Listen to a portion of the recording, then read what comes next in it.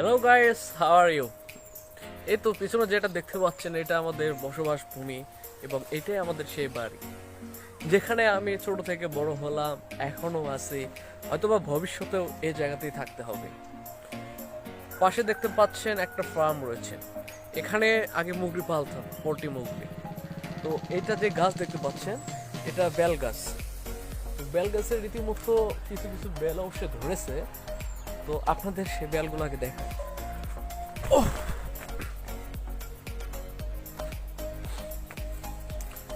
দেখুন গাছের সেই বেল। আর বাড়ির পাশে 2 খণ্ড জমি রয়েছে, 2 বিঘা।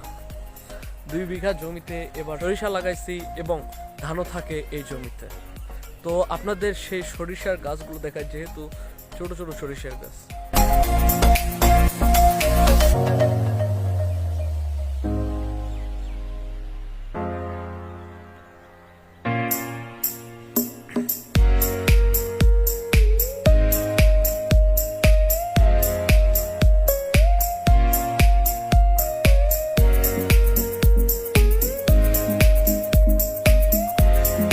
সকালে ঘুম থেকে উঠে আমার বাড়ি থেকে বের হলেই সকালে সেই সূর্যের কিরণটা আমাদের চোখে পড়ে।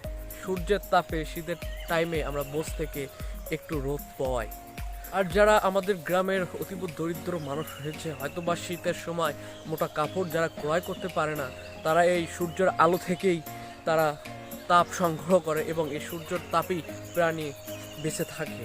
আর এই কঠিন শীতের মধ্যে মানুষ, পশু প্রাণী সবাই সূর্যের আলোতে একটু হলেও প্রাণ ভরে নিঃশ্বাস নিতে পারে। সূর্যের আলো একটা দিন না থাকলে আমাদের কতটা কষ্ট এবং ভোগান্তির শিকার হতে হয় তা হয়তো বা আমরা সবাই সেটা জানি এবং বুঝতে পারি। তো আমার বাড়ি থেকে বেরোলেই যে সূর্যের কিরণটা সবার সামনে এসে পড়ে সেটা আপনাদের সামনে আছে। এই তো পানির ভিতর দেখা যাচ্ছে এক ধরনের সূর্যের কিরণ পড়ছে। মূলত সূর্যের আলো এসে একদম পানিতে পড়ে প্রতিফলিত হচ্ছে। যেহেতু আমার মোবাইল ফোন সূর্যটা অতি ভালোভাবে দেখা যাবে না, তারপরেও হয়তো বা আপনারা সবাই সূর্যের কিরণটা দেখতে পাচ্ছেন।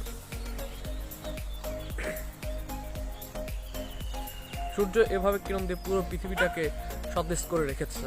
কিন্তু অর্ধেক গ্রামের দৃশ্যগুলো মূলত এইরকমই হয়ে থাকে। গ্রামের মাঠ ঘাট, নদী নালা সবকিছু মিলেই আমাদের গ্রামের সৌন্দর্য বর্ধন করে রয়েছে। আর গ্রামীণ জীবনের যারা বসবাস করে তারা হয়তোবা জানে যে কতটা সৌন্দর্য এবং সৌন্দর্যের সঙ্গে গ্রামের মানুষগুলো বেঁচে থাকে।